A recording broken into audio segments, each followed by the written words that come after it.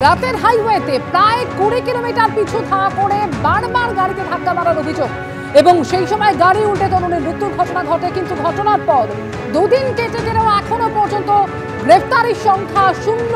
Asansol Durgapur police কমিশনারেটের তরফে CP নিজে press conference করে দুটি তথ্য, সেই দুটি তথ্যকে কিন্তু খারিজ করা হয়েছিল। যে দুটি তথ্য তুলে এনেছিল মৃতার গাড়ির চালক এবং তার সঙ্গে তার সহযাত্রী, পুলিশের তরফে পরিষ্কার বলা হচ্ছে যে এটা একেবারে রেষারেষির একটি ঘটনা এবং তার পাশাপাশি এখানে ইফটিজিংয়ের মতন ঘটনা সেটা কিন্তু ঘটেনি।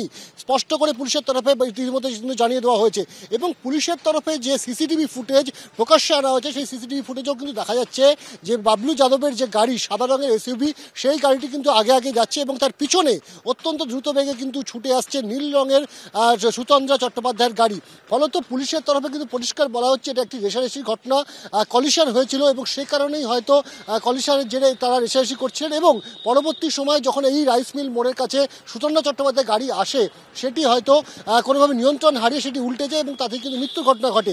যদিও এই বিষয়টি পুলিশ যখন স্পষ্ট করছে তার আগেই কিন্তু সুতন্দ্রা চট্টোপাধ্যায়ের গাড়ির চালক, তার বাড়ির সদস্যরা এবং তার সহযাত্রী তারা কিন্তু বারবার প্রথম থেকে বলে আসছেন যে তারা কিন্তু তেল ভরিয়েছিলেন গলসিতে এবং তেল ভরানোর পর একটি সাদা গাড়ি তাদেরকে ধাওয়া করে এবং সেই গাড়ি থেকে নাকি অশ্লীল অঙ্গভঙ্গি করা হচ্ছিল, কটূক্তি করা হচ্ছিল।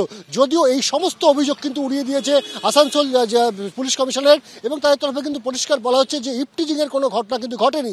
অন্যদিকে তারা এটাও বলছেন যে একাধিকবার কিন্তু এই দুটি গাড়ির মধ্যে কলিশন হয়েছিল এবং সেই কলিশনের জেরে রেষারেষি হয়ে থাকতে পারে এবং যে ঘটনা সিসিটিভিতে ধরা পড়েছে সেখানে কিন্তু স্পষ্ট যে বাবলু যাদবের যে গাড়ি সেই গাড়িটা কিন্তু আগে যাচ্ছে এবং তার পিছন থেকে ছুটে আসছে কিন্তু এই সুতন্দ্রা চট্টোপাধ্যায়ের গাড়ি। ফলত এই ঘটনা এখনো পর্যন্ত দুতরফের বক্তব্য এই জায়গায় দাঁড়িয়ে রয়েছে। কিন্তু বিষয়টা হচ্ছে যে 2.5 দিন কেটে গেছে এই দুর্ঘটনার পর থেকে এখনো পর্যন্ত বাবলু যাদব তিনি কিন্তু কোথায় রয়েছেন সেটা কিন্তু স্পষ্ট নয়। পুলিশের কাছেও কিন্তু কোনো উত্তর নেই। পুলিশের তরফে গতকালই কিন্তু এসিপি আমরা দেখেছি, আসানসোল দুর্গাপুর পুলিশ কমিশনারেটের এসিপি তিনি কিন্তু পরিষ্কার জানিয়েছিলেন যে তারা কিন্তু খুঁজছেন এবং তারা কিন্তু খুব শীঘ্রই বাবলু যাদবকে গ্রেপ্তার করবেন। কিন্তু সেই বক্তব্যেরও পরে 1 দিন কেটে গেছে কিন্তু এখনো পর্যন্ত কিন্তু বাবলু যাদবের সন্ধান তা পুলিশ কিন্তু পায়নি এবং তার পাশাপাশি তার সঙ্গে যারা সঙ্গী ছিলেন ওই গাড়িতে তাদেরও কিন্তু কোনো সন্ধান পুলিশের কাছে এই মুহূর্তে নেই। বেআইনি কল সেন্টার খুলে কোটি টাকার ওপর সাইবার প্রতারণার অভিযোগ। গার্ডেন ব্রিজের 2 ঠিকানায় তল্লাশি অভিযান চলে, 4 জনকে গ্রেফতার করেছে কলকাতা পুলিশের গোয়েন্দা বিভাগ। নগদ প্রায় 1,18,00,000 টাকা এবং কিছু সোনার গয়না বাজেয়াপ্ত করা হয়েছে বলে পুলিশ সূত্রে খবর। ধৃতদের বিরুদ্ধে সাইবার অপরাধ এবং প্রতারণার মামলা রুজু হয়েছে।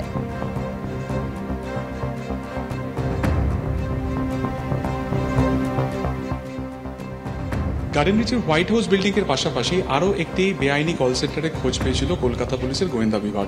সেই ফ্ল্যাটটিকেও ইতিমধ্যে কিন্তু সিল করে দেওয়া হয়েছে। গতকালকে সকাল 10:30 থেকে গভীর রাত পর্যন্ত এই অভিযান চলে এবং তারপরে দেখা যাচ্ছে যে সেকেন্ড যে আরও একটি ফ্ল্যাট রয়েছে ঠিক যে বিল্ডিংয়ে আমরা ছিলাম তার ঠিক পিছনের দিকে বিল্ডিংয়ে P39 এই গ্রিন অ্যাপার্টমেন্টে সেখানে দেখা যাচ্ছে যে ইতিমধ্যে সেটি সিল করে দেওয়া হয়েছে এবং এই ঘরের ভেতর থেকেও কিন্তু প্রচুর পরিমাণে ইলেকট্রনিক ডিভাইস সেখান থেকে উদ্ধার করা হয়েছে এবং পুলিশ সূত্রে বা কলকাতা পুলিশ সূত্রে যেটা জানা যায় যে দীর্ঘদিন ধরে বেআইনি কল সেন্টার চালানো হতো, যেখানে এই কল সেন্টারের আড়ালে কিন্তু প্রতারণা চক্র চালাতো এই গোটা গ্যাংটি।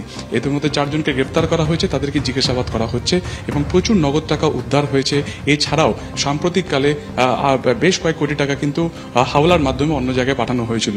কারা কারা রয়েছেন এই চক্রের নেপথ্যে পুরোটাই খতিয়ে দেখছেন তদন্তকারীরা। ক্যামেরা প্রবীরদের সঙ্গে সুকান্ত মুখোপাধ্যায়, এবিপি আনন্দ।